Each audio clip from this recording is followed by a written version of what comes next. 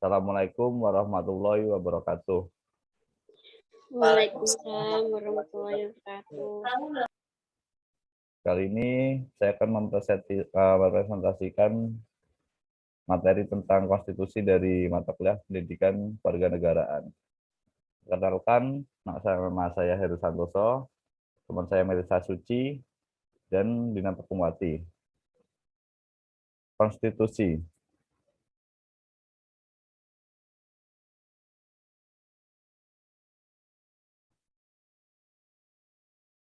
Bahasan.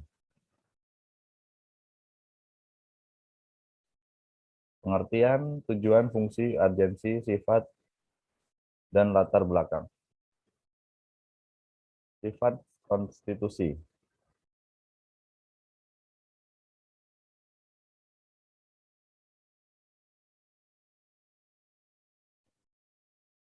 Ada formil dan material. Formil berarti tertulis, material dilihat dari segi isinya, berisikan hal-hal bersifat dasar, pokok bagi rakyat dan negara.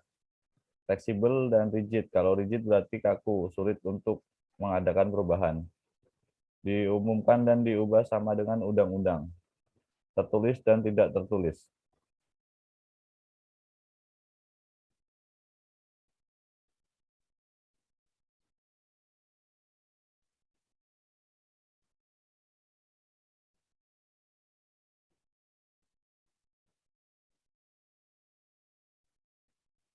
Pengertian konstitusi.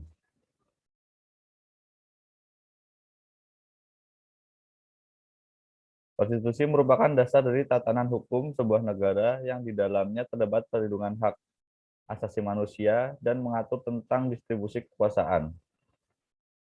Konstitusi mengandung permulaan dari segala peraturan mengenai suatu negara, atau dengan kata lain bahwa konstitusi mengandung mengenai pembentukan negara atau menyusun serta menyatakan suatu negara dan sebagai peraturan dasar mengenai pembentukan negara. Konstitusi dapat berupa hukum dasar tertulis yang lazim disebut undang-undang dasar dan dapat pula tidak tertulis. Di Indonesia, konstitusi yang digunakan merupakan konstitusi tertulis, yaitu Undang-Undang Dasar Negara Republik Indonesia tahun 1945. Pertama kali disahkan sebagai konstitusi negara Indonesia dalam sidang panitia persiapan kemerdekaan Indonesia, yaitu tanggal 18 Agustus 1945. Selanjutnya akan dibacakan oleh Dina Pekumwati. Ya, selanjutnya adalah fungsi konstitusi. Fungsi konstitusi menentukan pembatasan terhadap kekuasaan sebagai suatu fungsi konstitusionalisme. Yang kedua, memberikan legitimasi terhadap kekuasaan pemerintah. Yang ketiga, sebagai instrumen untuk mengalihkan kewenangan dari pemegang kekuasaan asal, baik rakyat dalam sistem demokrasi ataupun raja dalam sistem monarki, pada organ-organ kekuasaan negaranya. Dan yang keempat adalah sebagai hukum nasional dan alat untuk membentuk sistem politik dan sistem hukum negaranya. Selanjutnya adalah tujuan konstitusi. Tujuan dibuatnya konstitusi adalah untuk mengatur jalannya kekuasaan dengan jalan membatasinya melalui aturan untuk menghindari terjadinya kesewenangan yang dilakukan penguasa terhadap rakyatnya, serta memberikan arahan kepada penguasa untuk mewujudkan tujuan negara.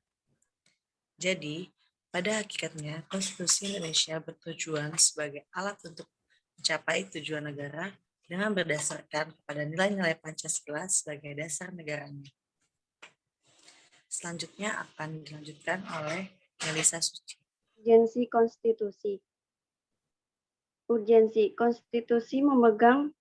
konstitusi memegang peran yang sangat penting dikarenakan dapat menjadikan suatu negara itu mencapai tujuan yang diinginkan atau diharapkan, dan dapat mengatur secara mengikat cara suatu pemerintahan yang diselenggarakan dalam suatu negara. Tanpa konstitusi, negara akan hancur atau tidak berkembang dengan baik.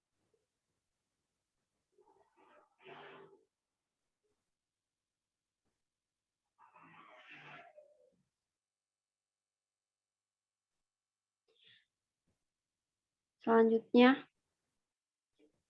Konstitusi juga sebagai pegangan dalam mengatur bagaimana kekuasaan negara harus dijalankan, karena konstitusi merupakan jaminan yang penting dalam menjaga agar kekuasaan yang ada di dalam suatu negara tidak disalahgunakan dan menjamin agar hak asasi manusia tidak dilanggar.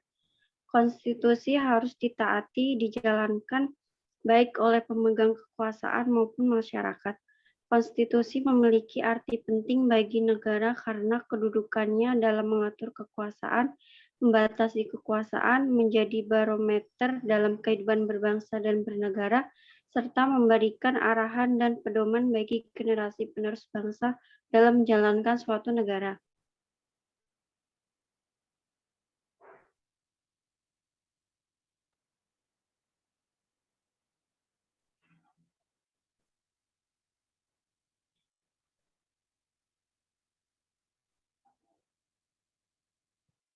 Selanjutnya, latar belakang.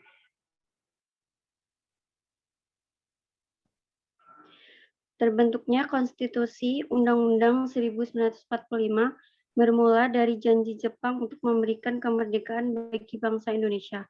Namun janji hanyalah janji. Jepang tak lagi ingat akan janjinya. Setelah Jepang menyerah tanpa syarat kepada sekutu, rakyat Indonesia lebih bebas dan leluasa untuk berbuat dan tidak bergantung pada Jepang sampai saat kemerdekaan tiba. Pasca kemerdekaan Republik Indonesia diraih, kebutuhan akan sebuah konstitusi tampak tak bisa lagi ditawar-tawar dan harus segera diformulasikan. Dalam sejarahnya, Undang-Undang 1945 dirancang sejak 29 Mei 1945 sampai 16 Juni oleh BPUPKI yang beranggotakan 21 orang.